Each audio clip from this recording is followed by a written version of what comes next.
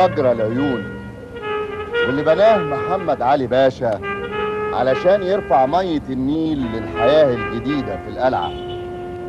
وورا السور ده نشأت صناعة دباغة الجلود. دي فايدة إني عرفت صحفي كبير زي حضرتك. أديني كنت بفوت من هنا، لكن أول مرة أعرف المعلومة دي. سور مجرى العيون.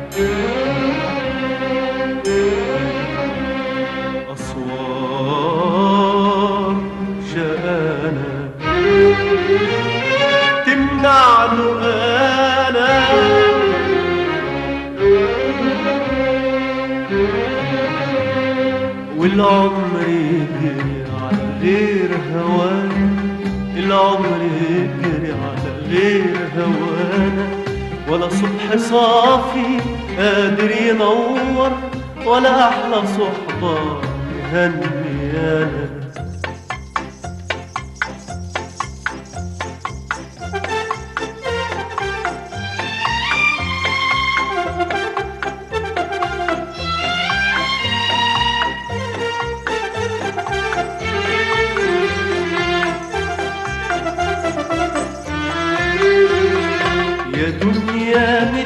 أجمل وصولي لو يوم تودي قلبي صولي، يا دنيا مدي أجمل وصولي لو يوم تودي قلبي صولي. كان نفسي أعدي من سور عيوني، كان نفسي أعدي من سور عيوني، لقيت عيونك لسه حزانة.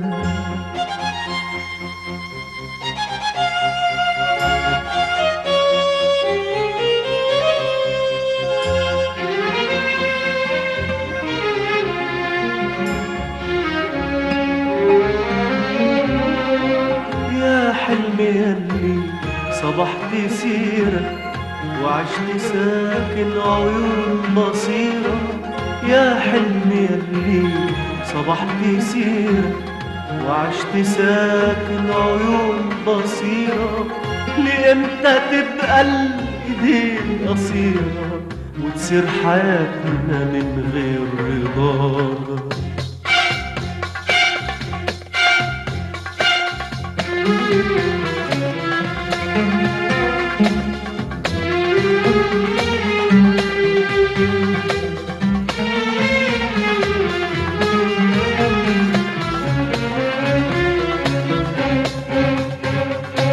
يا دنيا لمي شمل الحبايب وكفاية فرقة بين القرايب، يا دنيا لمي شمل الحبايب وكفاية فرقة بين القرايب، حتى اللي غايب خليله نايم، في يوم ما يرجع يفرح معانا، في يوم ما يرجع يفرح معانا.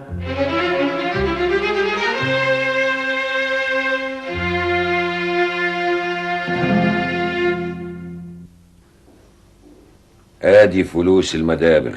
شفتوا عبقرية عمي؟ كنتوا زعلانين عشان عامل المزاد، وتريها حكمة كبيرة قوي. بلعبة خد قد تمن المدابغ 5 مرات. عمي باردون، اسمح لي اقول لك انك اذكى راجل عرفته. لا ولسه ياما هتشوفه. يعني هتعمل ايه بالفلوس؟ هتفرقهم على العيال؟ لا نجيبة، هنبني بيهم مستشفى وملجأ للأيتام يا بنت الهلالي. بسم الله الرحمن الرحيم. انت لسه صاحية؟ النوم جفاني يا أما. بقى بعد العلقة السخنة اللي خدتيها من أخوكي ليكي نفس للكلام والغنى؟ أما. نعم. أفتح لك قلبي. يا ريت تقولي لي على اللي في ضميرك يا بنتي. انت قعدت بتحبي سعد الدين اخويا اكتر مني ليه؟ عشان ما حشتهوش عنك وبضربك، عشان ما انت غلطانه و60 غلطانه. وقبل ما تنزلي المزاد قلتلك بلاش لاخوك يشم خبر انك وقفتي الزايد مع الرجاله يطين عيشتك. ما سمعتيش كلامي ونفذتي اللي في مخك. اشربي بقى. تهربي من الجواب على سؤالي ليه ياما؟ تزعلي لو جاوبت بدالك؟ قوليلي يمكن تعرفي نفسي اكتر مني. انت صدقت الكلام اللي بيقوله لك سعد عن الفلوس اللي هيديها لك والشقه اللي هيسكننا فيها بره سور مجرى العيون؟ عشان كده عدت بتسيبيه يضربني. لكن قبل ما يتخرج ويبقى ظابط كنت بتحط فيه زي الوحش لو كان قال لي بم. عارفه ليه ياما؟ عشان ما كانش حد بيصرف على البيت غيري. ايه الكلام اللي انت بتقوليه ده؟ يعني انا بجري ورا اللي بيصرف على البيت؟ هي دي الحقيقه ياما. عيب يا بنتي، انت عارفه كويس ان اخوكي ما صرفش علينا مليم واحد لحد دلوقتي. ما صرفش ولا هيصرف، بس عارف ازاي يشعللك بحلم الفلوس. غلط، كل اللي قلتيه غلط. وانتوا الاتنين ولاد بطن واحده ومحدش احسن من التاني بفلوسه. بس انا مع الحق. ازاي بنت في سنك تعمل نفسها كبر المعلم في المدابغ وتشعلل له المزاد اللي لازم يكون بينها وبينه حاجه؟ انا كمان عايزه افهم ايه اللي بينك وبين المعلم عشان تعملي له ده كله؟ القصاص حاجه تانية ياما. لما راجل يبيع ملكه ويتبرع بتمنه المستشفى وملجأ لازم يبقى حاجه تانية، حاجه تانية خالص غير الشح اللي موجود هنا. ايش عرفك انه هيعمل لك حاجه؟ اهي فنجره بق وبكره تشوفي.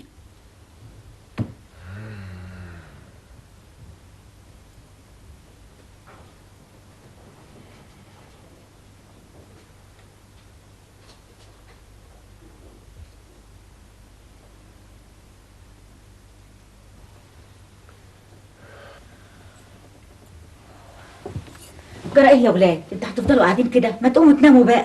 يناموا؟ دي الكلمة اللي هانت عليكي؟ يكونش انتي موافقة على اللي عمله اخوكي؟ من حكم في ماله ما ظلم يا اختي.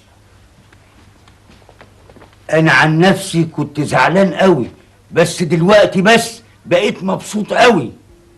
تعرفش تنقطنا بسكاتك يا خال انت راخر؟ حاضر.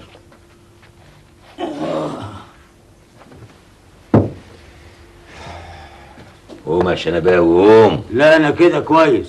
قوم بس، انت كنت مبسوط من شويه. ايه اللي نكد عليك؟ يهمك تعرف؟ طبعا يهمني قوي. انت لما قلت انك هتبني من فلوس المدابغ مستشفى وملجأ انا استغربت، لكن بعد كده لما فكرت شويه لقيت ان انا كنت عبيط قوي. المستشفى والملجأ دول مش محتاجين غفير ولا الشنباوي اللي بيخوفوا بيه العيال. انفع اجدع من اجدع وغفير. غفير ايه؟ انت بتشوف تحت رجليك. ما هو ده اللي مفرحني. غفير المستشفى لما عينيه توجعه يعملوا فيه ايه؟ ياخدوه في المستشفى يعالجوا له عينه وارجع زي الجن. ما انا الغفير بقى لا هدفع ابيض ولا اسود. ولما صدري يوجعني وجي ازمه الربو بالليل اعمل ايه؟ ادخل المستشفى يسلكوا لي صدري، وبعد كده بقى ادخل على البوابه امسك في الحراميه الغار واوريهم شغلهم. يا سلام يا سلام يا قصاص، ده انت ما حصلتش، ده انت عملت المجرى العيون كل حاجه. ربنا يكرمك يا قصاص، ربنا يكرمك. طب خليه ما يتبرحش بالفلوس وليك عليا وديك اجدع مستشفى يعملوا لك عمره. عمرة ايه يا ماما؟ هو اوتوموبيل ولا ايه؟ انا ما بهزرش، انا بتكلم جد.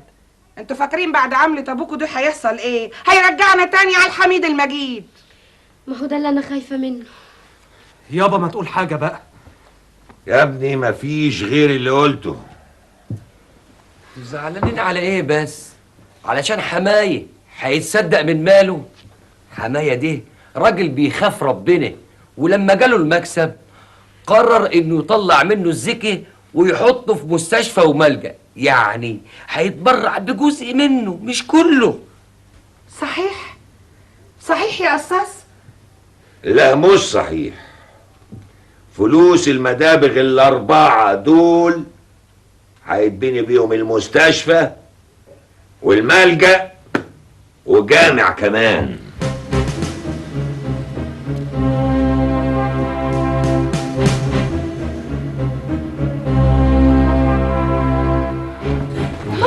يا نهار مش بعيد. امي مالك يا ماما؟ في ايه؟ اجري يا بطه، اجري هات كوبايه ميه بسرعه. اوام هنام فين يا بطه؟ وانا وقته.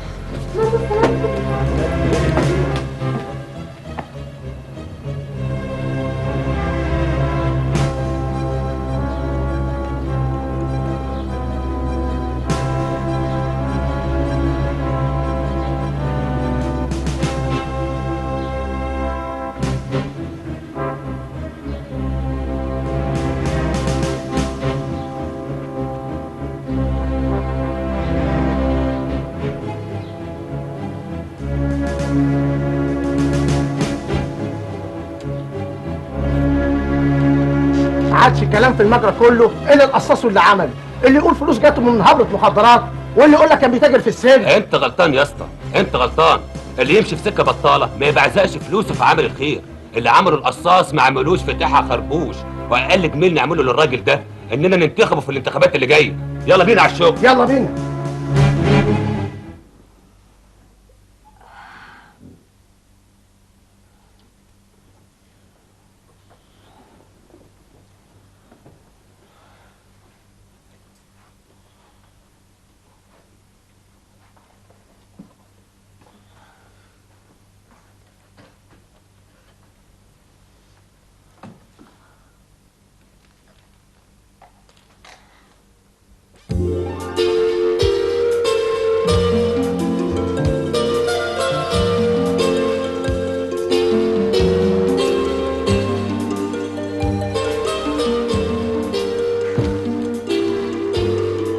Deux pièces sur le premier bateau qui quittait Alexandrie, s'il vous plaît. لسه عايز تسافر فتاخة؟ Merci. Et préparez-moi la facture. احنا لازم نسافر دلوقتي حالا علشان نلحق القطر اللي رايح مرسالي، هيتحرك بعد ساعة. يا دوبك نلحق مركب بالليل. يفتخى انت مسوفاتي ان انا اولد هنا؟ بعد الكلام اللي قلته لي ثانية في التليفون عن تصرفات زيزي أثناء غيابي، أنا لازم أسافر. بعدين بقى إذا كنت مش موافقة ترجعي معايا براحتك. أنا آسف إن أنا هقول لك هرجع لوحدي، وما تخافيش أنا هسيب لك كل الفلوس اللي تكفيكي. طب وعيسوي بس هتعمل معاه ايه؟ رايده ربنا يكون بقى، عارف بعد إيه. خلاص كرهت الغربة بقى. ايوه بس عيسوي باسا دي ممكن يعمل معاك ستاندر كبير. فتاخة انا فرحانة قوي انه انت بقيت باهي. ليه؟ فرحتي باللقب وانا قاعد في وسط ناس مش حاسين بيا ولا حتى عارفين انا مين. بعدين انا ازاي اسيب بنتي وهي في سن زي ده كل المده دي؟ فتاخة انت ما بقيتيش تحبيني زي زمان. فيولا انت لو كنت سمعتي اللي قالته لي ثانيه كنت حسيتي باللي انا حاسس بيه دلوقتي. هترجعي معايا ولا لا؟ بتقول ايه يا مخالي؟ يتبرع بتمن الاربع مدابغ؟ انت بتخرب بتقول ايه يا راجل انت؟ عبد المجيد القصاص المدبختي؟ لا لا لا، ده شغل على كبير قوي. طيب بقول لك ايه، اسمع، خلص شغلك في البورصه وتعالى على طول، فاهم؟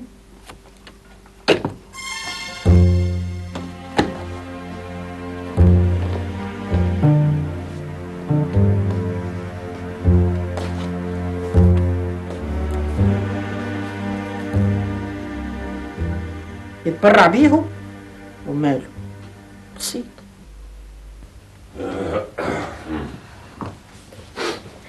ده انت عمرك ما اتأخرت في النوم كده يا عبدو. صباح الخير عليكم. صباح النور. انا عمري فعلا ما اتاخرت في النوم لحد دلوقتي. امال العيال فين؟ مرزوق ونزل المدابغ والبنات مع امهم، دي عيانه لازم تخلص المستشفى بسرعه عشان تدخلها فيها.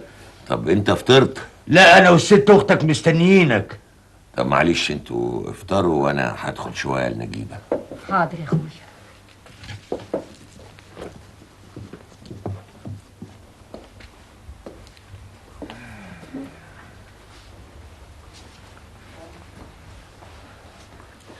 لازم نجيب لها دكتور يا بابا، دي ما بتردش عليا خالص. طب اطلعوا انتوا وافطروا مع عمتكم.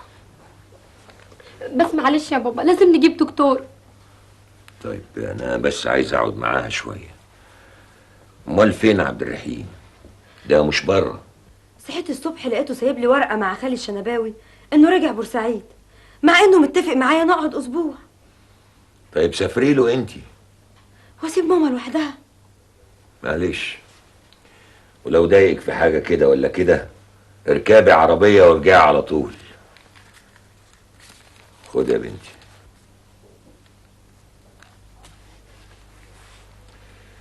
يلا يا بنتي ما تضيعيش وقت.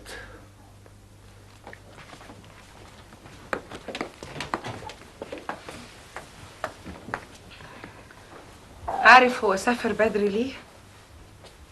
مش عارف بس حاسس. عمايلك ضرت بناتك. شوف يا بنت الناس، اللي يتجوز بنتي عشان الفلوس ما يلزمنيش، وانا قادر والحمد لله اعيشها احسن عيشه. انت مش هتغير اللي في دماغك ابدا. انا جيبه انا مش هرجع عن اللي عملته ابدا. انا كده نظفت نفسي ونظفتك ونظفت عيالنا والحمد لله ليوم الدين.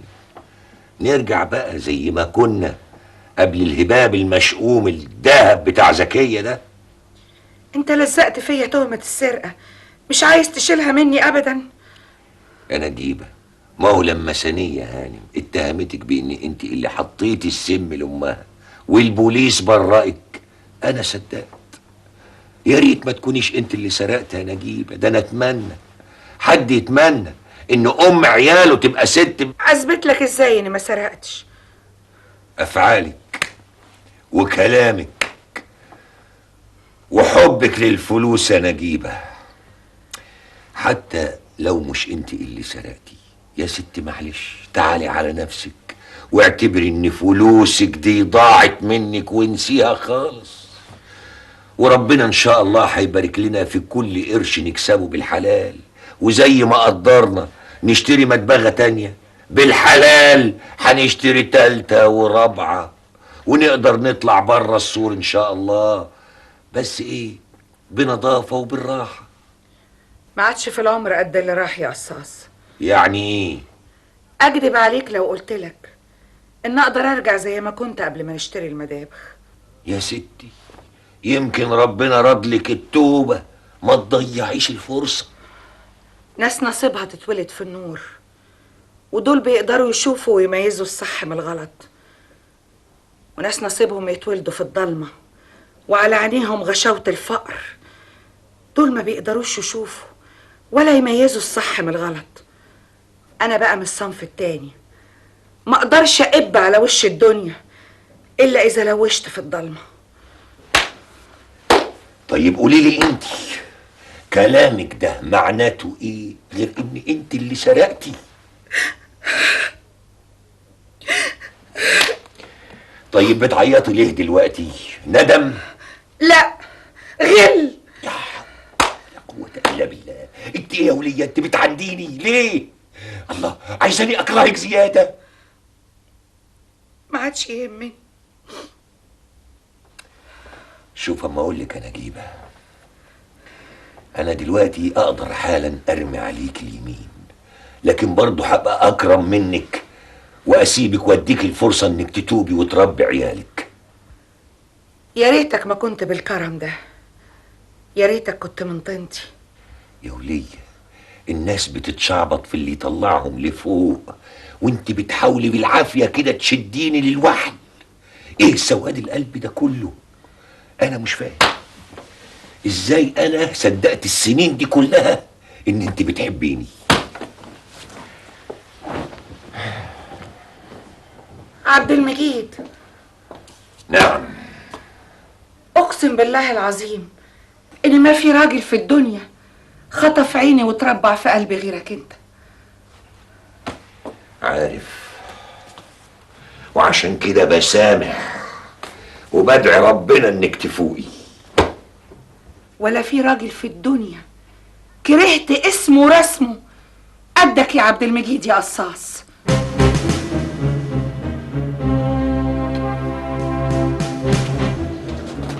رشيد تعال يا رشيد. المعلم مش هنا. اسمع يا عطيه، ما يجي معلم قصاص قول له فتوح خد رشيد ومش هيعوج وهيرجع على طول. ايه ناقصه؟ بقول يا فتوح افندي عاوزني في ايه؟ اسمع، انا ما اديتلكش اذن بالانصراف، لو مشيت من هنا ما اشوفش خلقتك هنا تاني. بقى انت شش هتعمل كومندان علينا؟ تعال غير هدومك وحصلني. مش عارف بس مودينا على فين يا ابوي. ما طبعا، ما هو مولد وصاحبه غايب. ايوه يا ابني. ست ليلى موجوده؟ ايوه اتفضل، بس هي بعافيه شويه. اتفضل. يا ساتر. يا رشيد في ايه؟ سي فتوح افندي عاوزك بره. عايزني انا؟ ما انا قلت لي مش هقدر ارجع الهدايا. ما ظنيش عاوزك علشان كده. امال عايزني عشان ايه؟ اهو واقف بره ومستنظرك. خليكي يا بنتي، خليكي وانا اروح اشوفه عاوز ايه. خليكي معلش خليكي يا حبيبتي. معلش يا اما خليكي انت.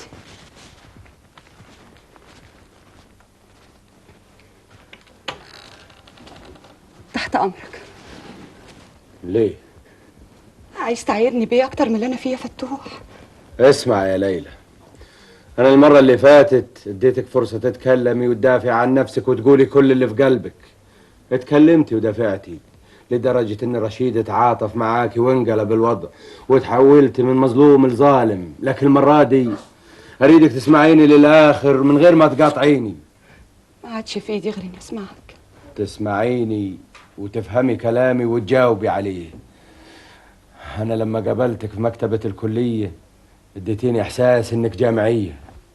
اصل انا ما تقاطعيني حتى أكمل كلامي. لما طلبت منك تقعدي معايا في الكافيتيريا رفضتي بحجة إن علاقتنا مش كفاية، وده معناه إننا نزود علاقتنا وحصل. وكنت لما أقعد معاكي بسمع مصطلحات علمية خدعتني وخلتني أفتكر إنك متعلمة وفاهمة. كنت لما أكلمك في سيرة الجواز توجهيني للشخص اللي ادعى إنه عمك. كنت في البداية رافضة فكرة الشبكة الغالية، لكن لما تعلقت بيكي وما بقتش قادر أسيبك بديت تلمحي في الكلام عن قيمتك في وسط عيلتك وفرحتك بالشبكة الغالية. ما كدبتش خبر، جبت أبويا وجيت وخطبناكي بشبكة غالية. لما بقت الشبكة بين ايديكي بديتي تتكلمي عن الفيلا والعربية. معقول كل التخطيط من مخ صاحب المكتب. طب وانتي كيف قدرتي تنفذي مخططاته بالبراعة دي كلها؟ جاوبي. جاوب عن ايه بس ولا عن ايه؟ عن كل اللي قلته. اول حاجة خلصت الروضة ودخلت ابتدائي، يعني بعرف اقرا واكتب. نظرة المدرسة قالت لي بعد ابويا ما مات خسارة يا ليلى انك مش هتكملي تعليمك، دي اذكى بنت في المدرسة. ولما اشتغلت في المكتبة كنت بلقط الكلام اللي بيتقال قدامي من الزباين، وكان معظمهم من تلامذة الجامعة. لكن ازاي قدرت اقنعك اني غنية ومن عيلة؟ فدي عملتها من غير ما افكر فيها. السبب حلم واحد، نعدي برا السور ده بأي تمن، أعدي براه وأعيش زي الناس اللي بشوفهم. طب وأنا؟ أنا ما كانش ليا أي قيمة في قلبك؟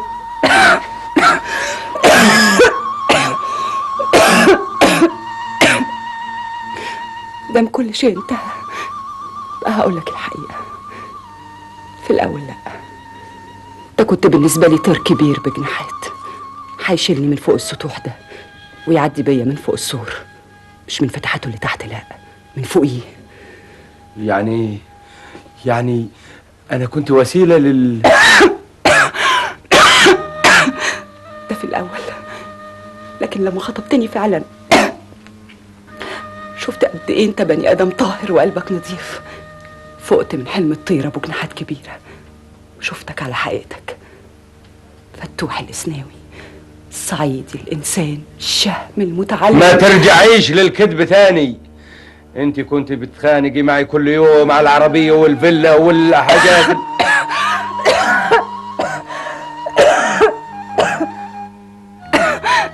دي كانت أوامر صاحب المكتبة، ويعمل اللي هو عايزه واطلب منك الفيلا والعربيه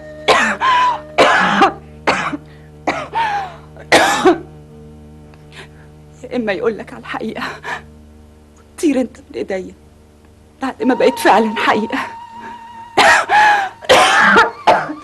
طب قولي لي مفيش دكتور شافك؟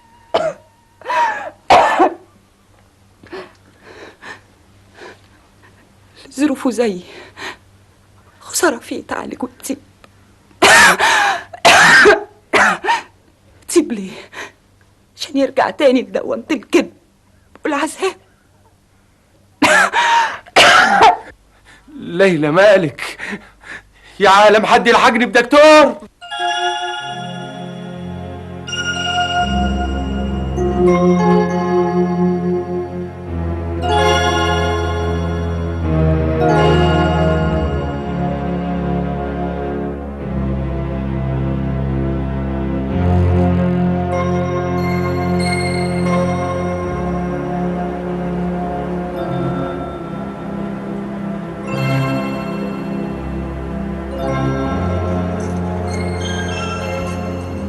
اتأخرت ليه يا عبد الرحيم؟ ده انا قاعده مستنياك من الساعه 2 الظهر. وصلت البيت لقيتك مش موجوده. قالت لي انك هنا، اجيت. النهارده الخميس يا عبد الرحيم. عارف انه الخميس وامبارح الاربع وبكره الجمعه. في ايه دي بقى؟ احنا مش كل يوم خميس بنيجي نتغدى هنا؟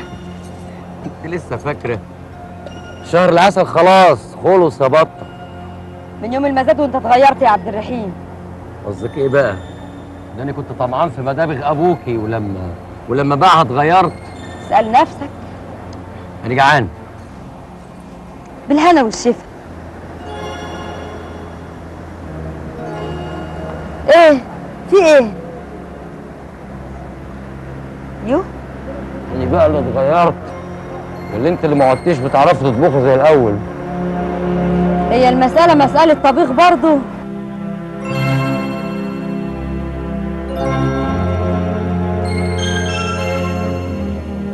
لا هما هيسيبوني لوحدي كده كتير ولا ايه الحكايه؟ في ايه؟ مالهم دول؟ اصلا مستغربين ان براءه ما عادتش تيجي. بالظبط اتفقنا على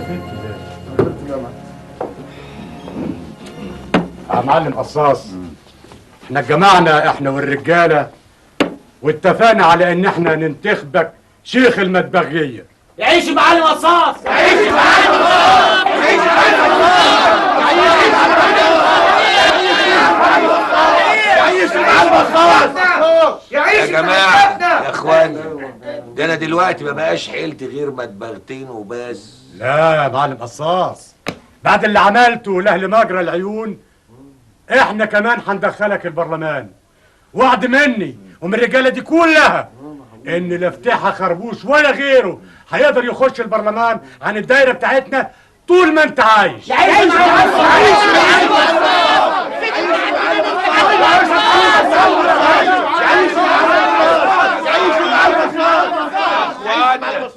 انا ما استاهلش ده كله يا معلم دهشان. لا انت راجل جدع وجدع قوي، والراجل اللي يملك المال ويقدمه لفعل الخير لازم يكون جدع وابدع من اياتها جدع كمان. يعيش المعلم قصاص! يعيش المعلم قصاص!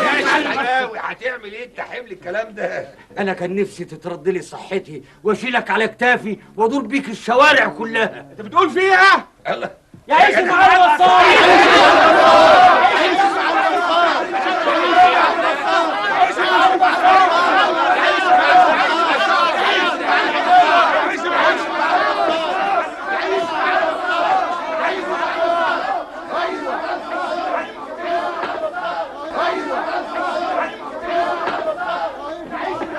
ايه انت مش خارج معانا ولا ايه يا معلم؟ قصاص، القصاص اللي مراته بتاخد منه الايراد بالمليم وتديله مصروفه يوم بيوم يعمل كده؟ خليني انا بنفسي اروح له لغايه عنده واقول له ان احنا انتخبناك شيخ المدبغيه. القصاص ليه؟ هو انبه مني في ايه؟ تعالي بصي تعالي. ايه حصل ايه يا ام؟ شايلين المعلم القصاص ودايرين بيه في الحواري. وكنت خايفه قوي من كلامي عن القصاص ياما، وافتكرت انت وحضره الضابط ابنك ان في حاجه بيني وبينه. اديكي شفت بعينيكي وسمعت بودانك ان مش انا الوحيده اللي فرحانه بيه، سور مجرى العيون كله فرحان بيه. اخوك يزعل لو انا استغربت للقصاص. ياما خوفك قوي من سعد الدين هيخليه يتحكم فينا اكتر من كده.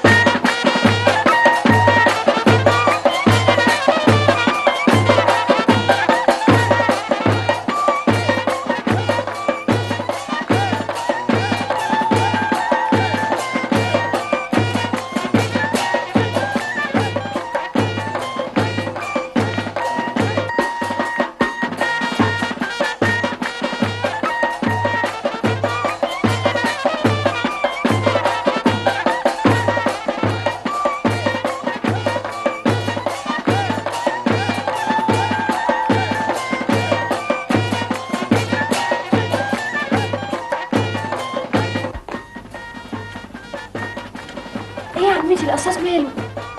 عشان تتبرع بفلوس المزاد للاعمال الخيريه واهله بيحتفلوا بيه بس بطريقته. بجد طب هات اشوف. هات اشوف شويه. طيب انت بس ايه اللي جابهم هنا؟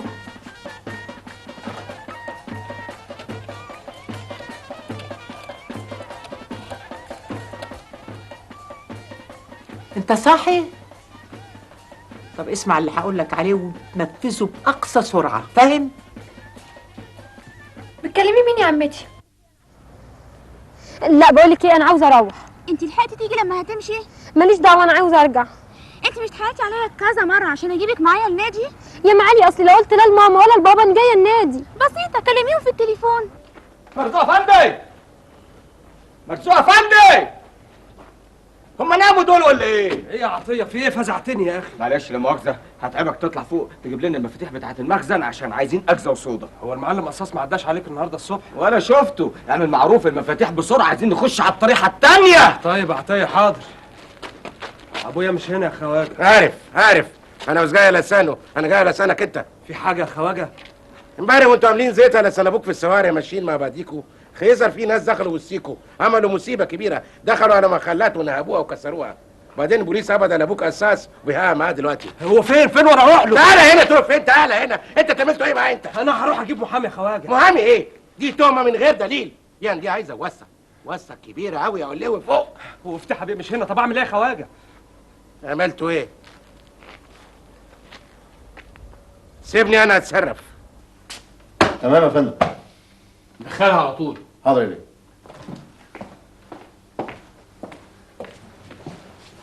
مش تقول انك تعرف ناس من عائلة القوم؟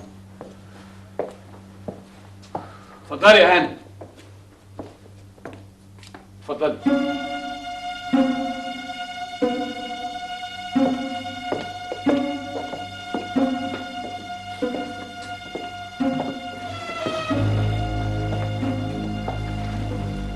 اهلا وسهلا يا ست هاني.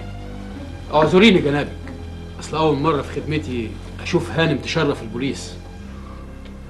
انا دلوقتي فهمت اتقبض عليا ليه. يظهر ان عبد المجيد القصاص مهم قوي لدرجه ان جنابك تشرفي عندنا. لا انا مش جايه علشان شخص عبد المجيد القصاص، انا جايه علشان مبدأ. ازاي واحد يخدم اهالي الحي بتاعه بانه يبني لهم مستشفى وملجأ وبعدين يتقبض عليه بتهمه زي دي؟ الحقيقه يا ست هانم في النوع ده من التهم موضوع الافراج مش في ايدي. امال في ايدي؟ قول لي على اسمه، لان القصاص لازم يخرج من هنا. ثانية هانم، انا متشكر قوي، جميل حضرتك ده انا مقدره بس مستغني عنه. ايه يعني انت عايز تفضل محبوس؟ والله بقى ان كنت خربت ولا عملت حاجة مش قانونية اديني محبوس، ما عملتش يبقى لازم هخرج. برضه يا حضرة الضابط اتفضل شوف شغلك، وانا اسفة جدا اني عطلتك. شرفت يا هانم. مع السلامة يا فندم. الف سلامه يا فندم.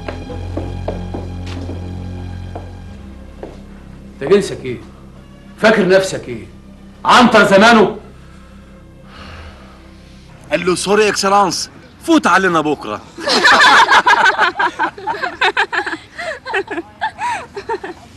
مين البنت الساكته دي؟ سيبك منها يا سيف، دي عقد الدنيا فيها. طب بس انت تعرفينا على بعض وملكيش دعوه. ماشي. عايدة الأساس، زميلتي في ساكري كير، كابتن طيار سيف الدين مختار.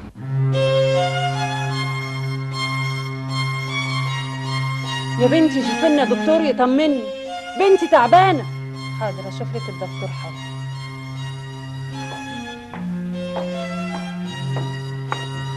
بقول لك ايه لو سمحتي؟ نعم. المريضه اللي هناك ما عرفتوش عندها ايه؟ نمرة 5 لسه ما عرفتش حاجة عنها. طب هتعرفوا امتى؟ لما يجي الدكتور. والدكتور هيجي امتى؟ هندهولك من عينيا الاتنين. متشكر.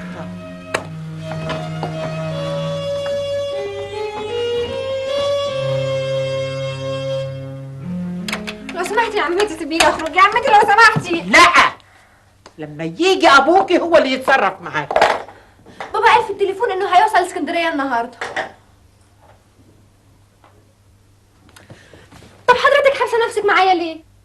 مش شغلك. ايوه يا ست هاني، في واحدة ست واقفة على الباب بره غلبانة عايزة تقابل حضرتك. مش هقابل حد. بتقول ان الخواجة هو اللي باعتها. دي لازم نجيبه. طيب انا نازله لها حالا. اوعي روحي على المكتب. اقعدي على المكتب بقول لك. خشي جوه اسمعي الكلام.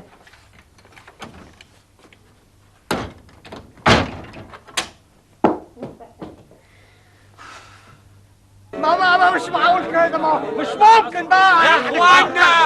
يا اخوانا احنا نشوف حد يكتب لنا عريضه وكلنا نبصم عليها. يا عم ما كلنا كنا في الموكب، اشمعنى يعني القصاص؟ انا متاكد ان في حد هو اللي عمل المغرز ده في ابويا. عيب على شنباتكم لما تقفوا كده زي نسوان والراجل اللي بيخدمكم مرمي في السجن.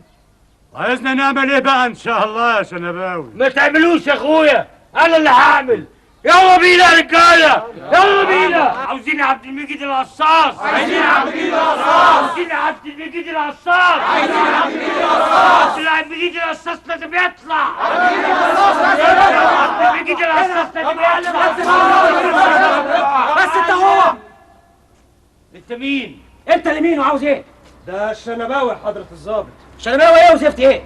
زفت ايه؟ يا تطلعوني عبد المجيد القصاص يا تضربها على دماغكم. يلا يا رجاله. كل عايز يروح على شغله. يلا يلا. ايه ده؟ بقول لسيادتك ايه؟ امال فين الشعب اللي كان ورايا؟ اجري يا اخويا على بيتكم. لولا شيبتك دي كنت حطيتك في الحجز ونزلت فيك ضرب لحد ما يبقى لك صحاب. طبعا هوافق على كل شروطك، ما انا خلاص فهمت. لا، ده انا امنت انك ستي وتاج راسي، وانا لا يمكن اكون غير خدامتك. غيرش بس هي وقفة شيطان خلتنا نطاول على مقامك، واستهيألي اني بالفلوس اقدر. سامحيني يا ستي. نجيبه، انا حقيقي متاسفه اللي حصل مني المره اللي فاتت. مفيش داعي اكرر لك قد ايه انا اتألمت لما انت سبتيني. من حقك تكوني غنيه. انا مش فاهمه انا ليه ما اوقفتش جوزك المجنون ده عن المزاد. انا مش عارفه ليه ما عملتش كده. حضرتك اشتريتي المدابغ ليه؟ لا دي اسرار بقى.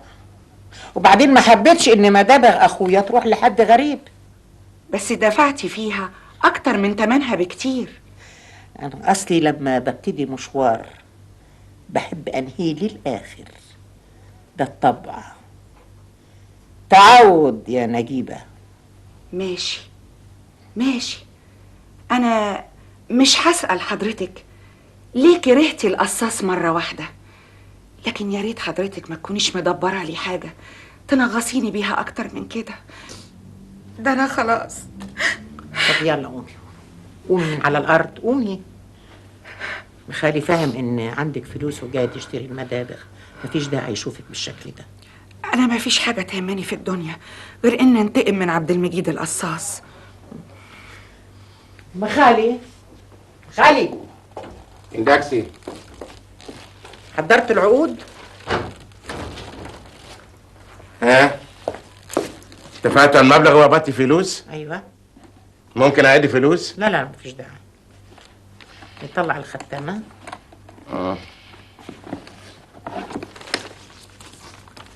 اديله صباعك يا نجيبة. صباع كبير.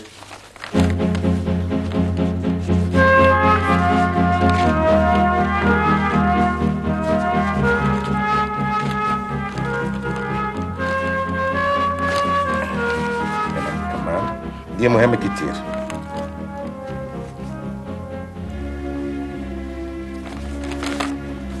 أنا كده خلاص فينيتو مدام. أتوتلر. يعني ما سألتنيش بقية الأوراق اللي بصمتي عليها تطلع إيه؟ لو سألتك أبقى ما استفدتش من الدرس. أنا خلاص يا ستي فوضت أمري لله ولك. على العموم دي وصولات أمانة بتمن المدابغ. وصولات أمانة؟ وأنت دفعت فلوس. وده بقى في القانون بيسموه بيع سوري، يعني قدام الناس المدابغ بتاعتك. فلو حبيتي بقى تلعبي بديلك أقدم أنا الوصولات دي للنيابة وأنت عارفة الباقي بقى. أنا مش ممكن أخونك أبدا. تنزليني السوق قدام عبد المجيد القصاص وأخونك؟ درجات دي بتكرهيه؟ من غلبي يا ستي، ده أنا اللي شفته معاه يهد جبل، واديكي حسيتي بيا وندهتيلي وفتحتيلي طاقة النور اللي هبرد فيها الغل اللي من ناحيته. هاتي العقد وانزل بسرعة أفتح المدابغ وأشغلها وأحط اليفط اللي هخزق بيها عينيه. هاتي يا ستي. لا، لو تقولي لي الأول جبت الذهب والفلوس منين يبقى اتفقنا نافذ وأديك العقد والمفاتيح. أنا بصمت على كل شروطك، أي شرط زيادة مش هقدر أنفذه إلا لما المدابغ تتفتح بصحيح وأخلص طاري من عبد المجيد القصاص. وتقولي لي جبت الذهب والفلوس منين؟ هقولك بس بعد ما أتأكد إنك ما بتضحكيش عليا. عموما وصولات الأمانة كلها عندي، وما خالي هيبقى يتصل بيكي علشان يسجلهولك. والمفاتيح جرالك ايه؟ ده جوزك في السجن. بس يا حبيبي تصدق بقى اسكت. اعمل لك ايه بس؟ يعني انت ما تعرفش اقبض على بابا ليه؟ انا جعان من الظهر وانا ما اكلتش. من الظهر؟ يعني ماما خرجت من الظهر؟ يبقى اكيد راحت لبابا. امال مرزوق راح فين؟ ده ابويا يا عبد الرحيم. وانا هفضل متشحطط ورا ابوك ده لحد امتى؟ احنا من يوم ما اتجوزنا ما نزلناش مصر غير مرتين، والمرة التانية انت اللي نزلتهم بكيف بمزاجك. وطلعت مغفل قالاني من طيبتي وعبط قلبي، فاكر ان لما هروح لابوكي بفلوس هفك ازمته. اتاريه ولا مزنوق ولا حاجه. الحكايه كلها ان ابوكي غاوي فشخره ونعره كدابه، يبيع ملكه علشان مستشفى وملجأ وولاده مستحقيين. ما احنا مستورين والحمد لله. انا مش بتكلم عن نفسي، اخواتك كلهم كده على بعضهم. ذنبهم ايه؟ اختك عايده مش عايزه تتجهز، اخوك حسين مش من حقه يتعلم، امك خاله اللي قاعد لكم في البيت زي قرد قطع. اللهجه دي يا عبد الرحيم ما حاجه تفرس. قال ايه؟ اتبرع لمستشفى وملجأ. يا سلام، هو فاكر انه لما هيعمل لي كده هيدوله البهويه؟ عشان ابليس في الجنه من حد الفرصه لحته متبغجي انه يبقى بيه. الزم حدك يا عبد الرحيم، واوعى اسمعك تقولي الكلام ده على ابويا تاني. مش عاجبك كلامي؟ مش عاجبني. الباب يفوق جمل. مع السلامه.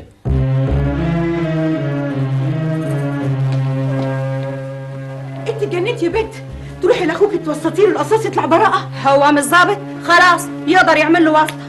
ولما يسالك يقول لك بتوسطي له ليه هتقولي له ايه؟ هقول له راجل شهم وجدع. اوعى ياما. انا خايفه عليك يا ضناي، وبعدين مشوار اخوك بعيد وضروري مش هتلاقيه.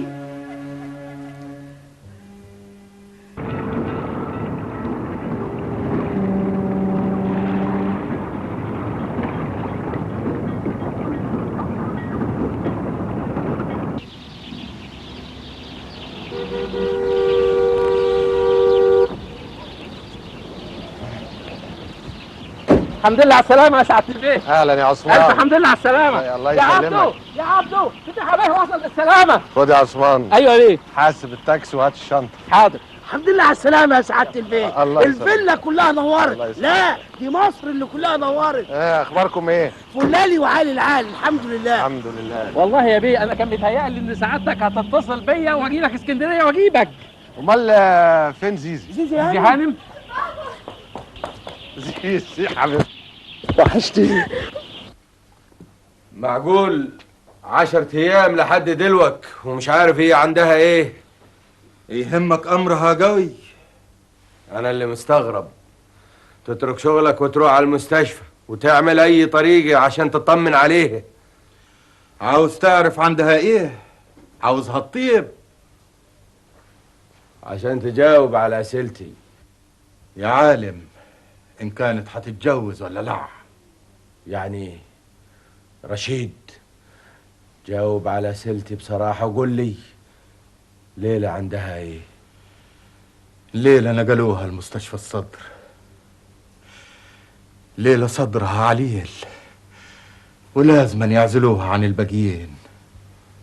معقول ليلى عندها؟ سهل يا اخويا انت وهو هتناموا لي في العسل. حاضر يا معلم.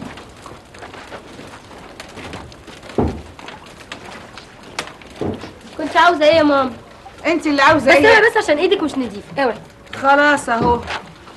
قولي لي. نعم. ابوكي بعد ما افرجوا عنه ورجع البيت سأل عليا؟ سأل وعرف انك اشتريتي المدابغ وكمان دورتيها.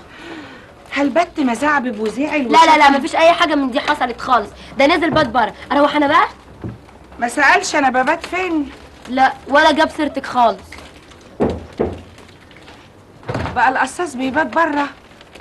اكيد بيحفر لي نقره جديده. ست نجيبه. نعمين. انا نفسي اسال سؤال واحد. اسال. انت ما فيش في مخك غير قصاص وبس؟ يا ابني قول لامك تبطل الهبل اللي بتعمله ده. ما تشتريش الجلد بأزيد من ثمنه، هيخسر معاها. السوق نايمه اليومين دول واللي معاه قرش راقد عليه. يابا ما تقولها بصراحة بقى، انت خايف فعلا على مصلحة امي ولا ده بيزود عليك تمن الجلد؟ كده برضه يا مرزوق؟ لا حول ولا قوة إلا بالله. هو احنا خلاص يا ابني اتقسمنا نصين واحنا عايشين تحت سقف بيت واحد؟ حضرتك في صف امك وفاطمة معايا وعايدة حسب مصلحتها والواد الصغير لايص بينا. انا مش فاهم الحكاية دي هتنتهي ازاي. بابا انت ما فكرتش ولا مرة ماما جابت الفلوس دي كلها منين؟ يا بنتي ثانية كتبت المدابغ باسمها وضروري خدت عليها وصولات أمانة.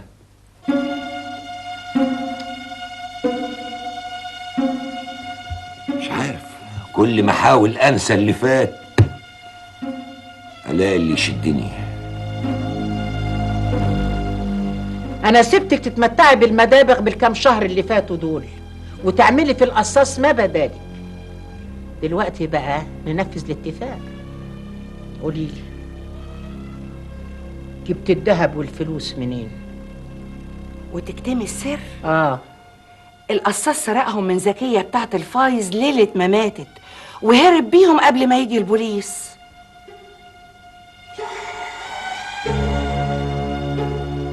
أما أنا غبية بشكل. إزاي ما خطرش على بالي إن الفلوس اتسرقت من زكية بعد ما ماتت؟ إزاي؟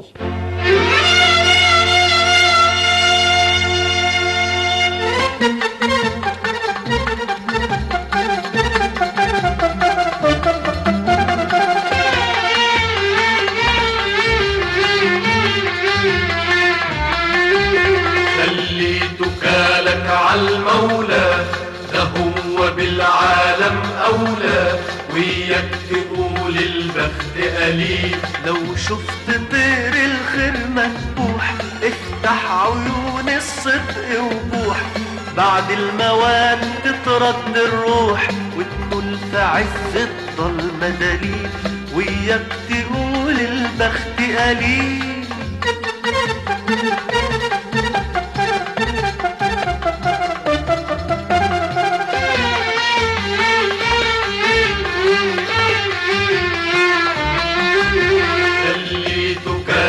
مع المولى، ده هو بالعالم أولى، وياك تقول البخت قليل. خليت وكالك على مولاك، الرزق يسعى عشان يلقاك، حتى الحياة حتغني معاك، ولا يوم ميزان العدل يميل، وياك تقول البخت